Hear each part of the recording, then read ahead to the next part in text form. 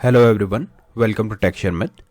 आज के सेशन में हम मेडिकल कोडिंग एनाटॉमी से रिलेटेड एक और इम्पॉर्टेंट टॉपिक कवर करेंगे, जिसमें हम समझेंगे कि क्या इंपॉर्टेंस होती है बॉडी प्लेन्स की और क्यों ये मैटर करते हैं मेडिकल इमेजिंग और मेडिकल कोडिंग के अंदर। जैसा कि लास्ट सेशन में हमने देखा था कि बॉडी प्लेन्स होते क्या है, राइट। तो ये जो सेशन है उसी के कंटिन्यूशन में है, जहां हम इसको और डिटेल में समझेंगे कि क्यों ये मैटर करते हैं मेडिकल इमेजिंग और मेडिकल कोडिंग के अंदर। उस पर्सपेक्टिव से कैसे यूज़ होते हैं, क्या इसके एडवांटेजेस होते हैं और किस रीजंस की वजह से मेडिकल कोडर और इमेजिंग टीम को, जैसे रेडियोलॉजी डिपार्टमेंट में जो लोग होते हैं, उनको इसको स्टडी करना इंपॉर्टेंट है, क्या इन्फॉर्मेशन वहाँ पे हमें मिलती है। ठीक है, तो ये सारी चीज़ें डिस्कस करेंगे। साथ में मैं आपको कुछ इंटरव्यूज़ के क्वेश्चंस बताऊंगा, कुछ ऐसे पॉइंटर्स बताऊंगा जो आपको हेल्प करेंगे इंटरव्यूज़ और एग्ज़ाम के लिए प्रिपेयर करने में। ठीक है, और साथ में सेशन के एंड में कुछ क्वेश्चन भी दूंगा जो हम हर सेशन के एंड में लेते हैं, जिससे कि आपको चीज़ों को रिकॉल करना ईजी रहता है। अब सेशन शुरू करने से पहले जस्ट एक रिकमेंडेशन है कि अगर अभी तक आप लोगों ने पहले वाले सेशंस नहीं देखे हैं तो आप पहले उनको देख सकते हो, क्योंकि जो पूरी प्लेलिस्ट है एक प्रॉपर सीक्वेंस और सिंक में है।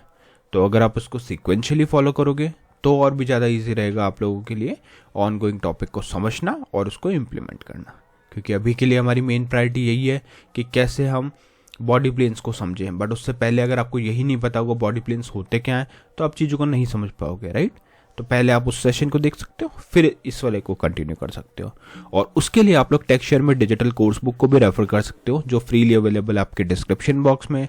वहाँ पे आपको थाउजेंड्स ऑफ सेशंस मिलेंगे, एक पर्टिकुलर टैब मिलेगा जो मेडिकल कोडिंग से रिलेटेड है, और फिर आप उसको वहाँ से कंटिन्यू कर सकते हो। ठीक है, और अगर आपको वहाँ पे कोई भी क्वेश्चंस आता है तो आप डायरेक्टली मुझे कमेंट सेक्शन में डिस्कस भी कर सकते हो। तो स्टार्ट करते हैं, देखते हैं why body planes matters in medical imaging and medical coding. तो सबसे पहले हम बात करेंगे मेडिकल इमेजिंग में कि मेडिकल इमेजिंग में ये क्या यूज होता है। ठीक है, तो body planes are certainly important in radiology and diagnostic imaging. ठीक है, तो जो रेडियोलॉजी होता है, डायग्नोस्टिक इमेजिंग होता है, उसमें बहुत इंपॉर्टेंट होता है।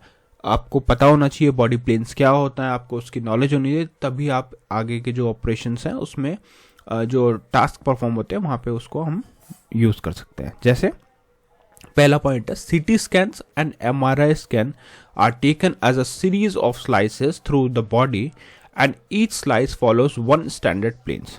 ठीक है, one of the standard plane. तो जो भी सीटी स्कैन होता है या एमआरआई स्कैन होता है, उसमें सीरीज ऑफ स्लाइसेस, जो इमेजिनरी स्लाइसेस है हम समझते हैं, वो क्या करती है, बॉडी के थ्रू पास होती है and each slice follows one of the standard planes. ठीक है, तो वो स्लाइस क्या करती है, जो भी स्टैंडर्ड प्लेन्स है उनमें से उन प्लेन्स को फॉलो करती है ना। तभी हर जो स्लाइस होती है वो उस स्टैंडर्ड को फॉलो करती है। ठीक है, तो अब आप क्वेश्चन आपके दिमाग में आना चाहिए कि अगर हमें पता ही नहीं होगा बॉडी प्लेन्स क्या होता है तो हम कैसे उस मशीन को ऑपरेट करेंगे, राइट। क्योंकि वो कुछ स्लाइसेस हैं तो हैं इमेजिनरी, जो बॉडी के थ्रू पास ऑन हो रही है और उससे हमें इमेजिंग मिलती है। ठीक है, इसीलिए a radiologist must identify which plane an image was taken in to correctly interpret anatomical structure. तो जो रेडियोलॉजिस्ट एक्सपर्ट है उसको पता होना चाहिए कि कैसे हम कौन से प्लेन को हम यूज़ कर रहे हैं, और अगर उसको ये पता होगा तभी वो चीज़ों को अच्छे से इंटरप्रेट कर पाएगा एनाटॉमिकल स्ट्रक्चर के बेसिस पे। ठीक है, नेक्स्ट है हमारे पास कॉमन इमेजिंग प्लेन ओरिएंटेशन। अब जो कॉमनली ओरिएंटेशन यूज होता है इमेजिंग के लिए वो कौन कौन सा होता है। पहला है एक्सियल, जिससे हम बोलते हैं transfers images. The most common plane use in CT and MRI shows a slice viewing looking up and down through the body, like slicing a loaf of bread into round slices. ठीक है, तो इसने example भी दे दिया कि आप एक assume कर सकते हैं कि एक लोफ ऑफ ब्रेड है, उसको हम कट कर रहे हैं राउंड स्लाइसेस में, तो उसमें जैसे व्यू आएगा, उसके जो पार्टीशन होंगे उसमें जो व्यू आएगा वही सेम हमारे पास ट्रेवर्स और ट्रांसवर्स और एक्सेल इमेजेस में आता है। ठीक है, नेक्स्ट है sagittal images commonly used in spine and brain MRI show a side view। तो जब भी ब्रेन MRI होता है या स्पाइन का MRI होता है तो उस सिचुएशन में जो व्यू हमें चाहिए होता है वो हमें मिलता है किससे, सजाइटल इमेजेस के थ्रू। तो सजाइटल इमेज होती है उसके थ्रू हमें ये व्यू मिलता है। नेक्स्ट है coronal images, commonly used in brain, chest and abdominal images, shows the front view. ठीक है, तो इसमें क्या होता है, जब भी किसी मेडिकल कंसर्न की वजह से अगर ब्रेन को, चेस्ट को या एब्डोमिनल की इमेजेस को कैरी किया जाता है, कैप्चर किया जाता है, तो वो क्या प्रोवाइड करती है, वो हमें फ्रंट व्यू प्रोवाइड करती है। और उसके लिए हम कौन से यूज़ करते हैं, कोरोनल इमेजेस। ठीक है, तो अगर आपको ये टाइप्स अच्छे से पता है, अगर आपको पता है कि कौन से स्लाइस किस तरह से एक्ट करेगी वहाँ पे, तो आप इजीली डिसाइड कर सकते हो कि अगर यूज़र का एमआरआई ब्रेन से रिलेटेड है तो सैजिटल इमेज की ज़रूरत है, या हो सकता है ये इंटरचेंज भी हो कई कई सिचुएशन में, बट एटलीस्ट आपको पता होना चाहिए कि कौन सा प्लेन क्या प्रोवाइड करता है। ठीक है, तो इसीलिए हम ये कंक्लूड कर सकते हैं कि सीटी स्कैन, एमआरआई स्कैन या जो भी रेडियोलॉजी रिलेटेड स्कैन्स होते हैं उसमें अगर हमें बॉडी प्लेन्स नहीं पता तो प्रॉब्लम होगा, इसीलिए बॉडी प्लेन्स के बिना आप वो कंप्लीट नहीं कर सकते। यहाँ पे एक चीज़ और मैंने मेंशन किया है, modern CT and MRI scanners are actually reconstruct image in any plane from the originally acquired data. This is called multiplanar reconstruction, that is MPR. But the three cardial planes remain the standard reference views used by the radiologist. ठीक है, तो जो modern CT scan और MRI scan होते हैं वो क्या होता है, रिकंस्ट्रक्ट करते हैं इमेज को in any form the original, in any plane from the originally acquired data. ठीक है, और उसे हम बोलते हैं क्या, मल्टी प्लानर रिकंस्ट्रक्शन। ये आपका इंटरव्यू क्वेश्चन है। ठीक है, तो आपको पता होना चाहिए what is MPR, multi planar reconstruction.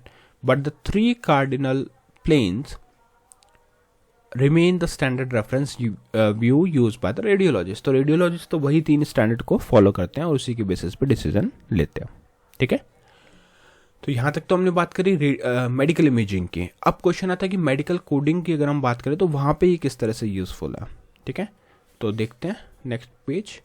यहाँ पे हमने लिखा है why body planes matters in medical coding. Body planes are also important in medical coding like CPT, ICD-10, PCS, right. Why, पहला, radiologist CPT codes sometimes specify the plane or view taken, like X-ray, spine, two views, may include AP and lateral views, which relate to coronal or sagittal plane.